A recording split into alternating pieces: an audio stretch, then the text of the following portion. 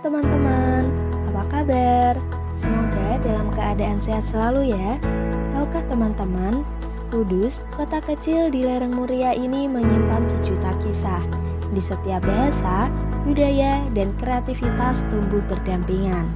Di kota ini, bahasa tidak hanya diucapkan, tapi juga diperankan melalui panggung teater, di mana setiap kata menjelma menjadi aksi.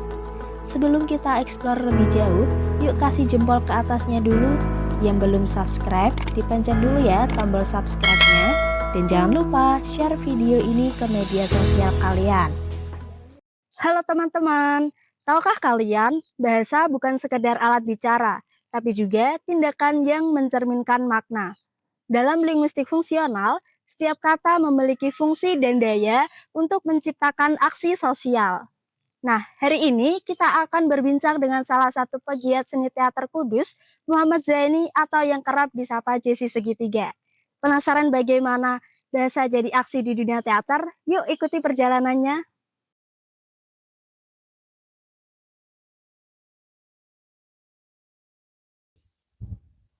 Selamat siang Pak Jesse. Selamat siang Mbak. Apa kabar? Alhamdulillah baik. Baik ya Pak. Ya. Hari ini kita akan berbincang-bincang tentang teater, terutama tentang naskah teater ya. Nah, bisa dimulai dari pertanyaan, sudah berapa lama sih Bapak ini menggeluti bidang teater? Saya mulai tahun 2003 pastinya, persisnya ya.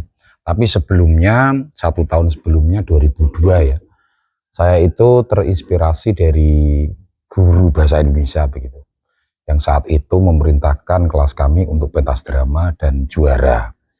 Nah, dari situlah mungkin saya terinspirasi untuk masuk di bidang teater. Alhamdulillah 2003 saya kuliah di, kalau dulu namanya IKIP-PGRI Semarang, kalau sekarang UGRIS ya.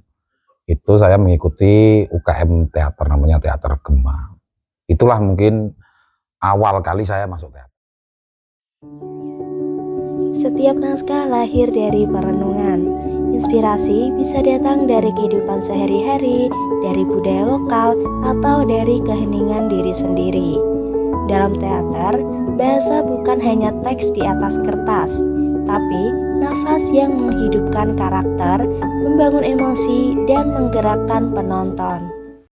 Kemudian apa sih yang biasanya menjadi inspirasi utama dalam menulis atau menciptakan naskah teater? Inspirasi utama macam-macam ya, macam-macam begitu. Jadi ada kalanya saya itu sering membaca buku begitu, atau membaca puisi, atau membaca Al-Quran kadang itu. Itu yang sering saya lakukan begitu. Terus saya suka nonton film gitu, bukan untuk melihat alur dan lain sebagainya, atau melihat film ini bagus atau tidak.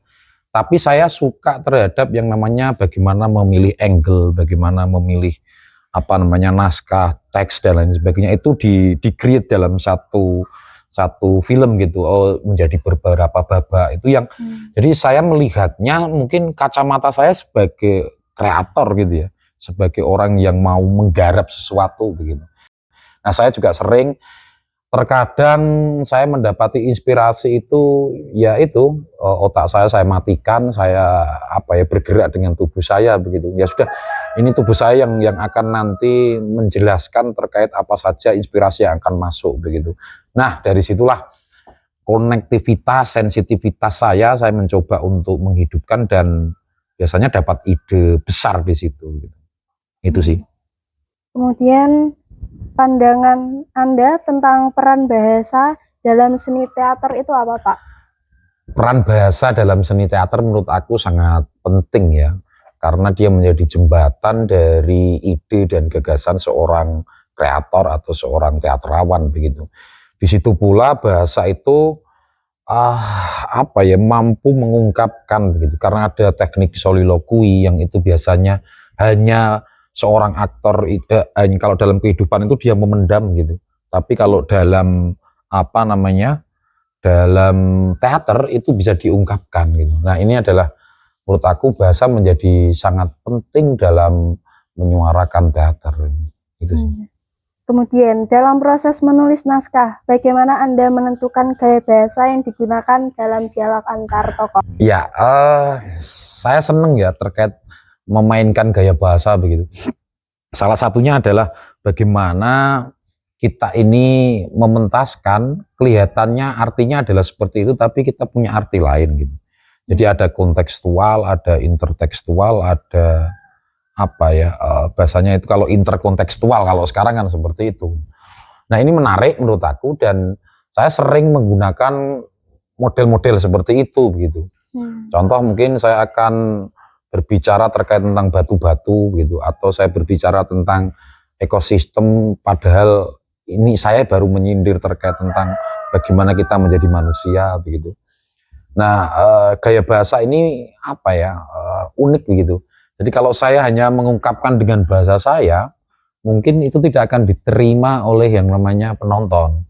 Tapi kalau saya menggunakan gaya bahasa, mungkin menggunakan ironi atau menggunakan apapun lah begitu ya, itu justru diterima oleh penonton. Nah, dan apa ya hasilnya, saya suka yang namanya gaya bahasa itu saya masukkan ke dalam yang namanya teks-teks drama saya gitu. Inilah cuplikan sebuah karya yang menjadi bukti nyata bagaimana dialog yang diucapkan para aktor bukan sekadar narasi, melainkan gerak tubuh yang terencana, emosi yang meledak, dan momentum dramatis yang mengikat penonton.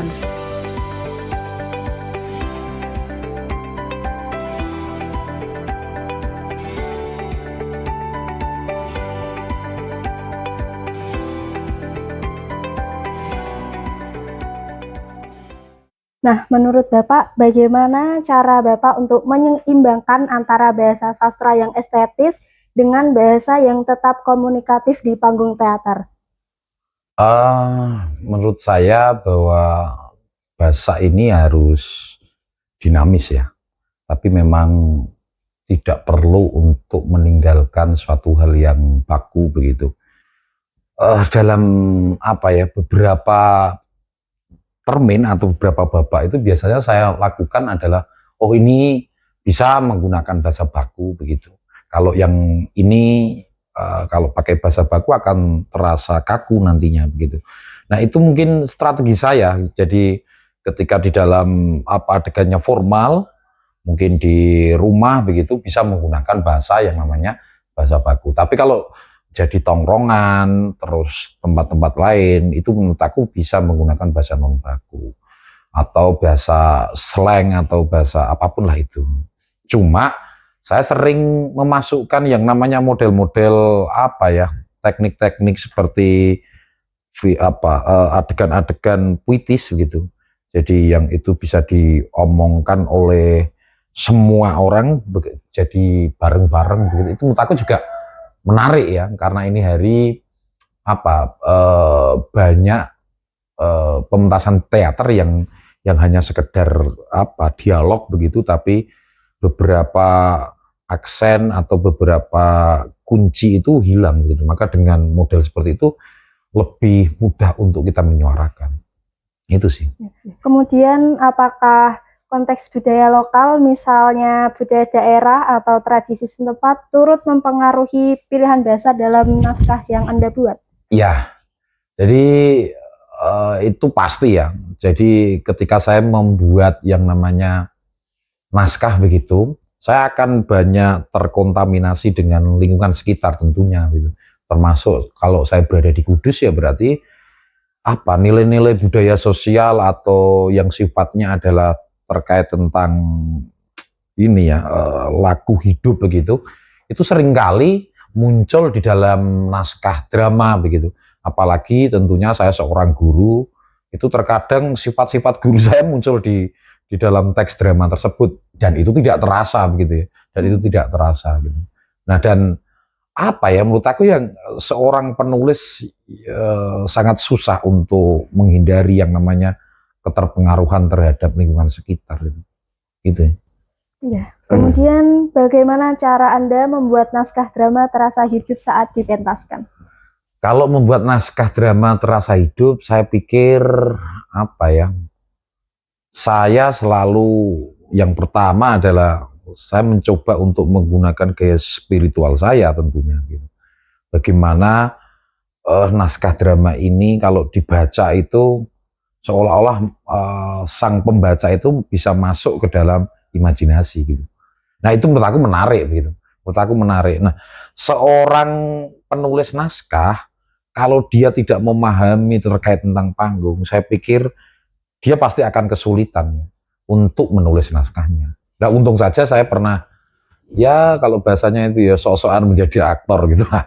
Ya, alhamdulillah beberapa puluh tahun saya menjadi aktor, sehingga ketika saya menulis naskah, mungkin kebiasaan-kebiasaan menjadi aktor itu akhirnya terekam dan mampu saya manifestasikan ke dalam teks drama tersebut. Karena ini kebutuhan aktor nih, gitu.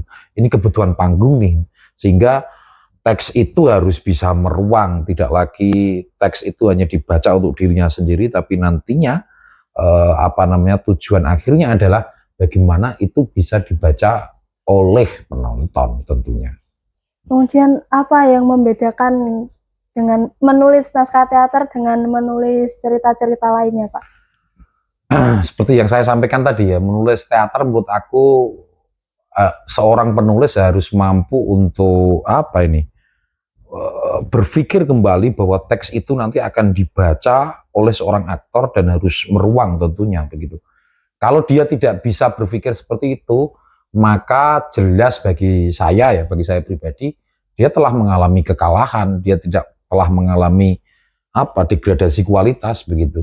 Karena teks drama itu memang dibaca aja sudah bisa dipanggungkan, sudah mampu mengimajinasi itu. Itu sih kalau naskah yang lain, cerpen dan lain sebagainya, prosais begitu. Puisi ya, mungkin puisi atau cerpen atau lain sebagainya, itu kan cukup untuk dibaca untuk dirinya sendiri gitu. Tapi kalau drama nggak bisa itu. Perlu nanti ada akan dipertanyakan sebab akibatnya, akan dipertanyakan hubungan satu dengan yang lainnya. Nah, itu menurut aku tantangan tersendiri gitu. Dari perjalanan ini kita belajar bahwa teater bukan hanya sekedar hiburan. Ia adalah ruang untuk memahami diri dan kehidupan lewat bahasa yang hidup dalam setiap gerak dan emosi. Di atas panggung, kata-kata tak hanya diucapkan, tapi juga dirasakan dan diwujudkan menjadi aksi.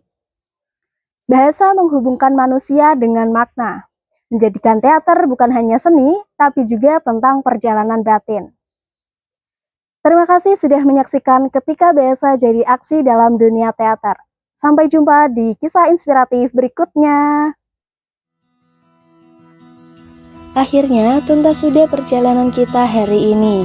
Dari panggung teater, kita menemukan satu kesimpulan, bahwa teater bukan hanya sekedar seni, tapi juga perjalanan memahami manusia lewat bahasa yang hidup di setiap aksi.